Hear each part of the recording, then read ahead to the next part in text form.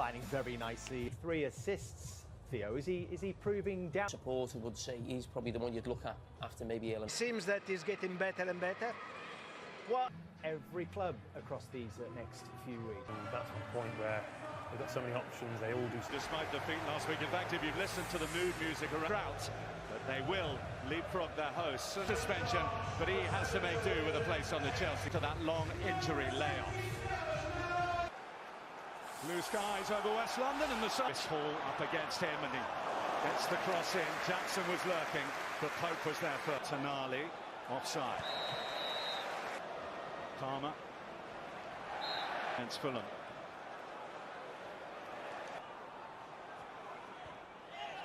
Fighting to Madueke, and Madueke didn't quite catch it as he might have hoped. Yes, he looks to have kept himself onside, and Palmer rolls it in, and Chelsea take the lead.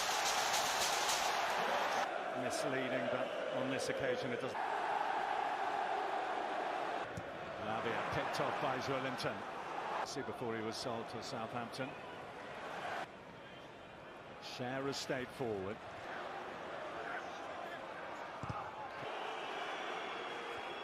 They're not even giving. Get on this. Here's Bruno Guimaraes. And Sanchez had to make sure it was bobbling and it's in by Hall. With the corner. Clawed away by.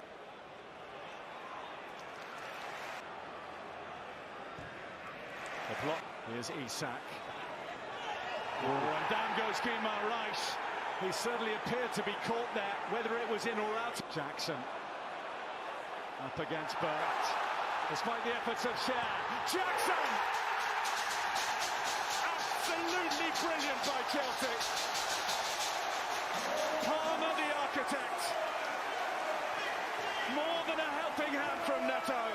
And Jackson, the executioner. No doubt about that one. 1-0 Chelsea. Well, he won't get the assist. Almiron. Well, he opened it up for himself well with the regular left back. Yeah. Looking for the run of Gusto. It's Pedro Neto, but it's straight down the throat. Yeah, talk about.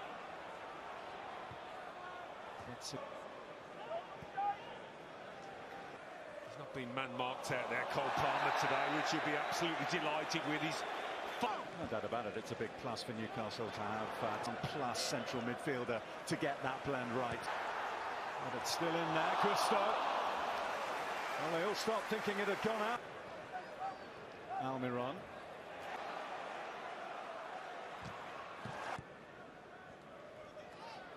Down good. Madueke in, Jackson trying to releases Gusto.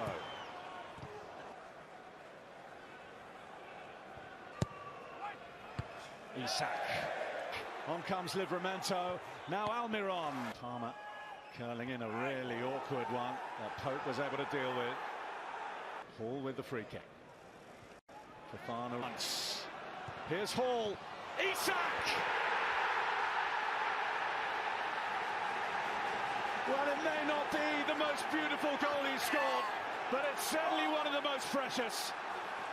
It gets Newcastle scoring again, and it gets them level at Stamford Bridge.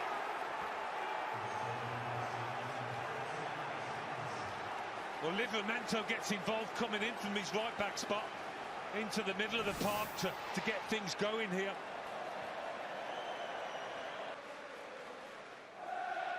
Flimsy at the other. So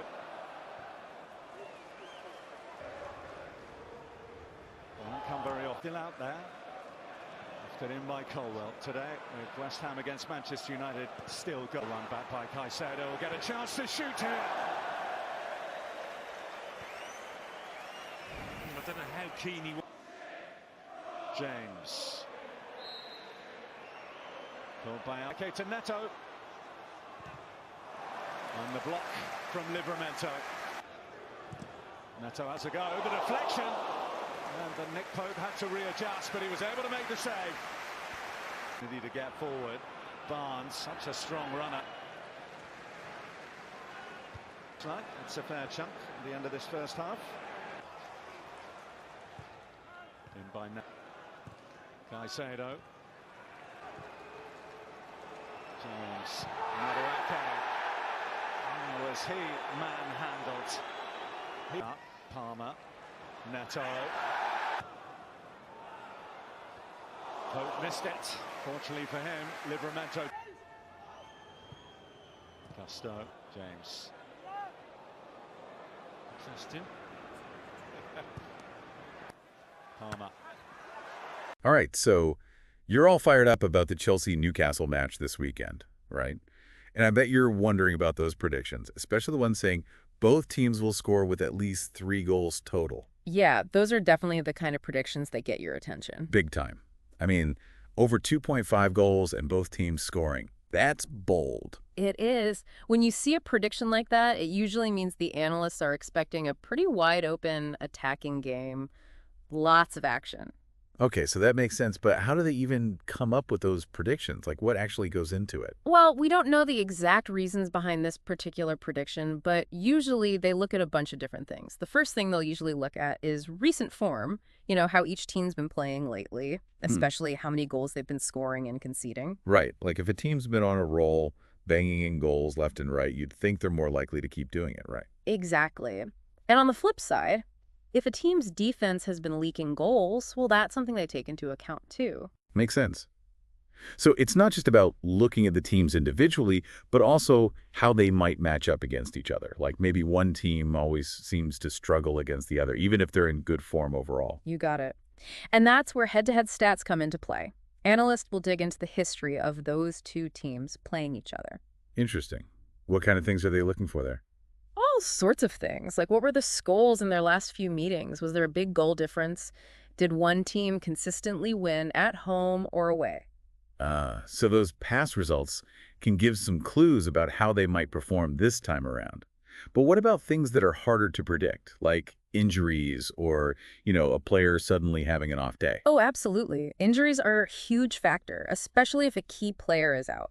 Like, imagine if Newcastle's star striker, Callum Wilson, is sidelined. That could seriously impact their attack. Right, it'd be a whole different ballgame. And then there are the tactical decisions made by the managers. Those are harder to predict, but analysts try to factor those in too. Yeah, the battle of the tactics. Yeah. I've always been fascinated by those managers who love to park the bus and focus everything on defense. Oh, definitely. And that kind of defensive approach could definitely influence whether we see both teams scoring and hitting that over 2.5 goal mark. It's like that famous quote, attack wins you games, defense wins you titles. I can't remember who said it, but... Yeah, I know what you mean.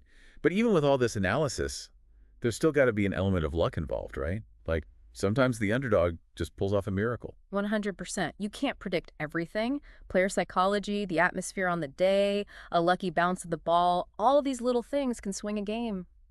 It's what makes football so unpredictable and exciting. Totally agree. So even though we don't know exactly why those analysts are predicting both teams to score in over 2.5 goals, we've gotten a really good glimpse into the kind of factors they consider. And that's what makes these deep dives so much fun, right? We get to peel back the layers and see the thought process behind these predictions. And now, thinking about all this, I'm curious, what do you think influences a game like this the most? Is it individual brilliance from the players, tactical masterminds in the dugout, or just a healthy dose of good old-fashioned luck? That's a tough one. I guess it's probably a combination of all those things, but I'd love to hear what our listeners think. Maybe we'll do a whole deep dive into that sometime. I'm in. But for now, enjoy the Chelsea-Newcastle match this weekend. I have a feeling it's going to be a cracker.